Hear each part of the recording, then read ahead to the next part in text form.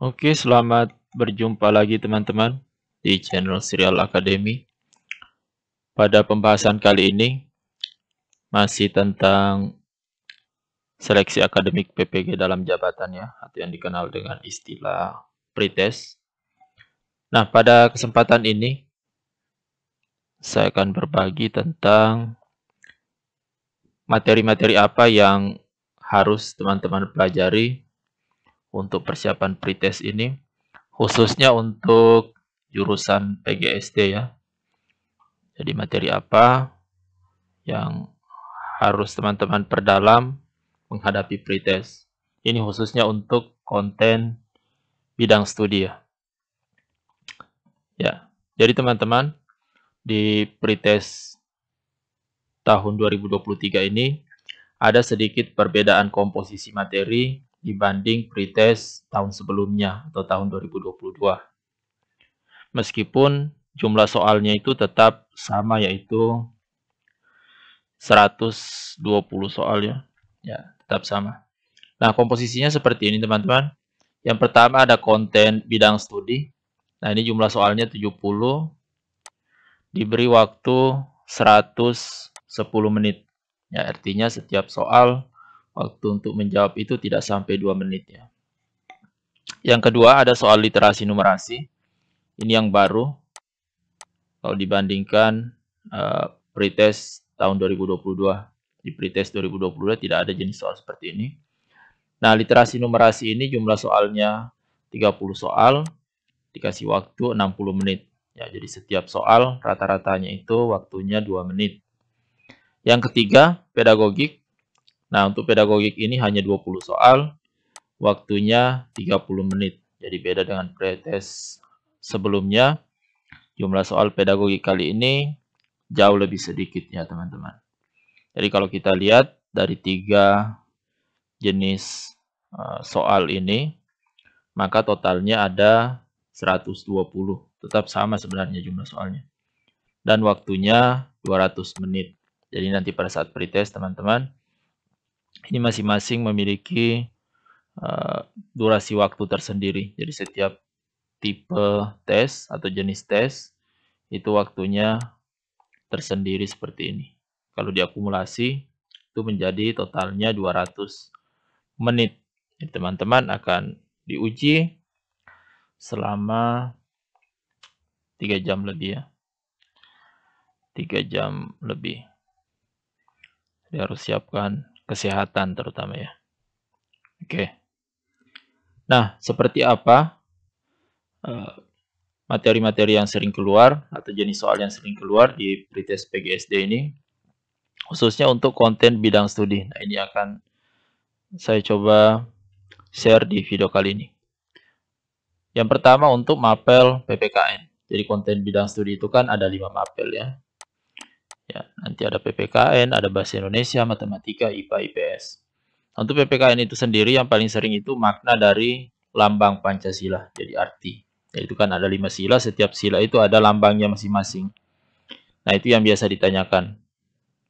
Lambang dari setiap sila.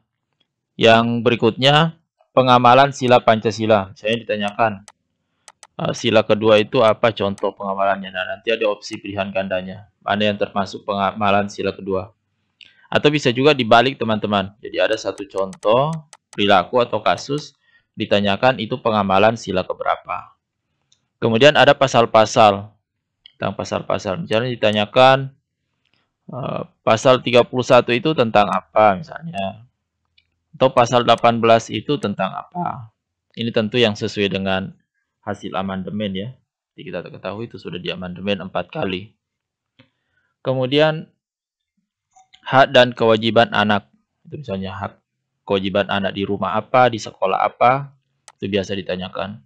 Kemudian masa jabatan presiden. Kalau sekarang itu kan masa jabatan presiden maksimal 2 periode, 2 kali 5 tahun ya.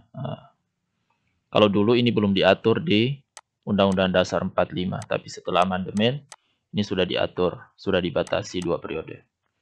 Ya itu teman-teman untuk PPKN. Nah, untuk mata pelajaran berikutnya Bahasa Indonesia, ya ada soal tentang penulisan daftar pustaka. daftar pustaka yang berupa buku ya. Kalau daftar pustaka berupa buku itu bagaimana cara menulis? Kalau misalnya referensi itu berupa buku, bagaimana cara menulis daftar pustakanya? Nah, di situ kan ada nama pengarangnya dulu, kemudian tahunnya, kemudian judul bukunya, ditulis miring, kemudian tempat terbitnya, baru titik 2, nama penerbitnya. Seperti itu, teman-teman. Kalimat efektif, nah ini juga sering ada. Bagaimana ciri-ciri kalimat efektif? Kemudian bagaimana contoh-contohnya? Kemudian ada jenis-jenis teks. Nah, ini banyak, teman-teman. Jenis teks itu kan banyak, ada puluhan. Misalnya teks eksplanasi itu seperti apa? Ya. Kemudian teks narasi itu seperti apa? Nah, kemudian ada juga struktur teks. Nah, strukturnya eksplanasi misalnya bagaimana? Ada juga penggunaan ejaan. Ya. Kalau sekarang itu kan mengacu ke ini WEBI, Pedoman Umum Ejaan Bahasa Indonesia. Dulu ada EYD, ejaan yang disempurnakan. Kemudian ada soal tentang paragraf yang padu. Jadi misalnya ada beberapa kalimat, itu susunannya bagaimana supaya jadi paragraf yang padu. Nah, kita diminta menentukan urut-urutannya begitu. Oke, itu untuk bahasa Indonesia ya. Kemudian berikutnya matematika. Nah, ini soal boleh dikata langganan ini kalau entah itu PPG, kemudian P3K, ada soal tentang jarak kecepatan waktu. Nah, hanya saja soal matematika sekarang itu teman-teman, tidak melulu soal hitung-hitung. Ya, soal matematika sekarang tidak melulu menghitung-hitung, tapi bisa juga menanyakan langkah-langkah operasinya seperti apa. Jadi tidak menanyakan hasil akhirnya berupa angka, tapi langkah-langkah pengerjaannya seperti apa. Kemudian ada soal debit. Debit ini, debit air itu, misalnya kalau mengalir sekian waktu, berapa debitnya, berapa volumenya. Di situ kan hubungannya dengan volume ya, waktu. Kemudian ada soal tentang MIAN, ini nilai rata-rata. Ya, entah itu menghitung rata-ratanya, atau misalnya ada grafik, kemudian ditanyakan bagaimana cara menghitung rata-ratanya. Jadi langkah-langkahnya yang dijelasin, yang diurutkan, bukan menghitung rata-ratanya. Kemudian ada penyajian data, biasanya berupa grafik, kemudian kita diminta membaca grafik itu, menafsirkan grafiknya. Operasi hitung, nah ini operasi hitung ini juga bisa operasi hitung bilangan bulat, mencari hasil akhirnya berapa, bisa juga langkah-langkahnya ditanyakan. Perkalian pembagian yang mana duluan, penjumlahan, pengurangan, dan seterusnya. Kemudian ada bangun ruang, teman-teman. Bangun ruang ini termasuk di dalamnya soal tentang jaring-jaring. Jaring-jaring itu ya. Nah, kemudian bangun datar, ya khususnya untuk itu menanyakan luasnya. Dan ini berupa soal cerita biasanya. Soal cerita. Berikutnya ada persamaan dan pertidaksamaan.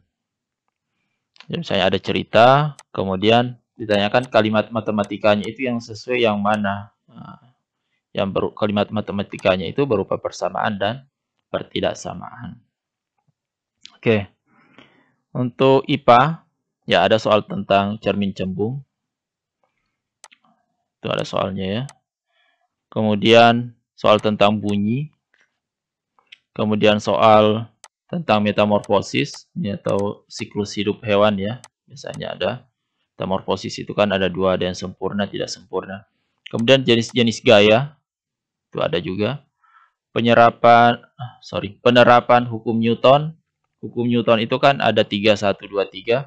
Tapi yang sering muncul itu yang 2 dan 3. Yang 2 itu kan kaitan ini.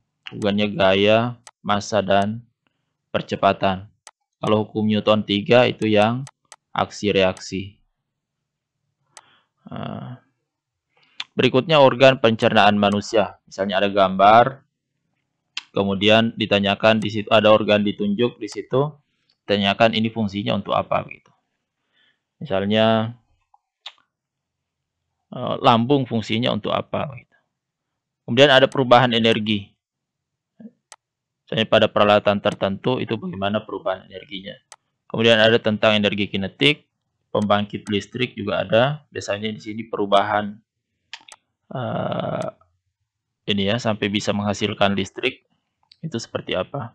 Kemudian ciri-ciri hewan tertentu, entah itu serangga atau hewan lain yang hidup di lumpur. Itu ciri-cirinya, ciri-ciri khasnya. Kemudian yang terakhir mapel IPS. Nah, ini banyak soal tentang ASEAN. Ya, peran Indonesia di ASEAN itu seperti apa. Kemudian ada peristiwa-peristiwa terkait upaya mempertahankan kemerdekaan. Di sini teman-teman harus hafal waktunya. Ya, cari semua itu upaya mempertahankan kemerdekaan, kemudian kronologi waktunya dihafalkan. Kemudian kebudayaan Indonesia yang diakui UNESCO. Misalnya pantun itu diakui tahun berapa. Tari saman misalnya, apalagi batik. Ya, dan banyak kebudayaan Indonesia yang sudah diakui UNESCO sebagai warisan budaya tak benda. Gitu ya. Nah, itu teman-teman pelajari.